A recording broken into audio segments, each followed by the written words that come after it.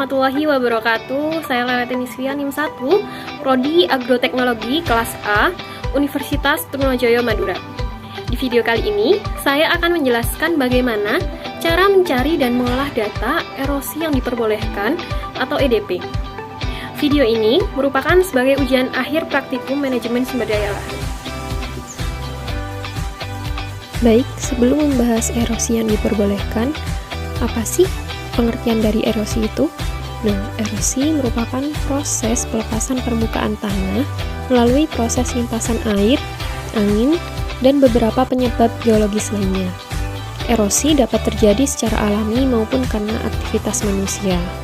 Di Indonesia, masalah erosi merupakan masalah nasional karena dampak dari kejadian erosi dapat menimbulkan bermacam-macam kerugian. Nah, berikut dampak dari erosi. Yang pertama ialah sektor pertanian. Di sektor pertanian dapat menurunkan produktivitas lahan. Nah, untuk yang kedua ialah di bidang kesehatan. Dampak erosi di bidang kesehatan ialah dapat terjadinya banjir, khususnya di perumahan penduduk yang padat. Nah, dari banjir ini dapat menimbulkan bermacam-macam penyakit.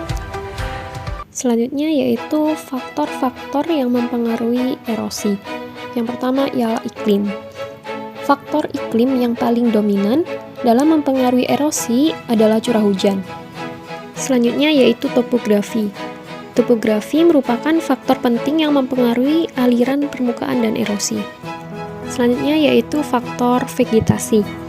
Pengaruh vegetasi terhadap aliran permukaan dan erosi terutama ditentukan oleh kemampuannya menutup permukaan tanah.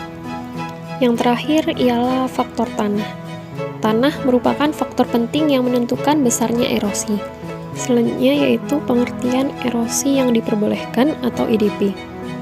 Erosi yang diperbolehkan atau permissible erosion merupakan laju yang tidak melebihi laju pembentukan tanah.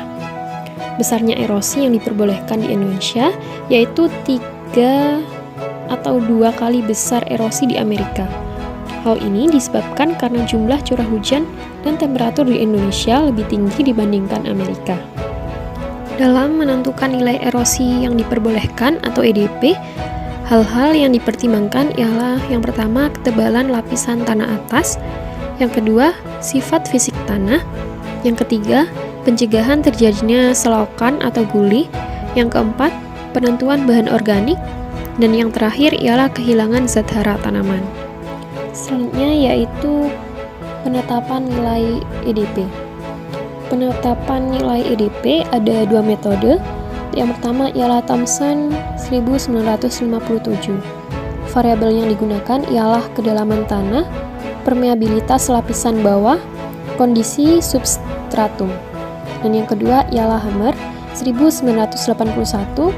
Variabel yang digunakan ialah kedalaman ekuivalen dan umur guna. Untuk menghitung nilai EDP, di sini saya menggunakan metode Hammer 1981. Rumus penetapan EDP dengan metode Hammer 1981 ialah EDP sama dengan DE kali FD kali BI kali 10 dibagi T. Untuk keterangannya yaitu DE ialah kedalaman efektif tanah dengan satuan milimeter, FD faktor kedalaman tanah, BI ialah bobot isi tanah dengan satuan gram per cm kubik, dan T ialah umur guna tanah. Nah, mari kita berlatih bersama.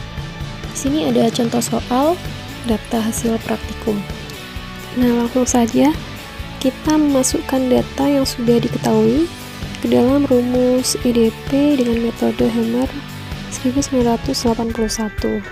Pada data 1 menghasilkan 43,2 mm per tahun, sedangkan untuk data 2 48 mm per tahun. Itu saja yang dapat saya sampaikan, kurang lebihnya mohon maaf. Wassalamualaikum warahmatullahi wabarakatuh. Apabila ada pertanyaan, boleh langsung saja chat di kolom komentar. Terima kasih.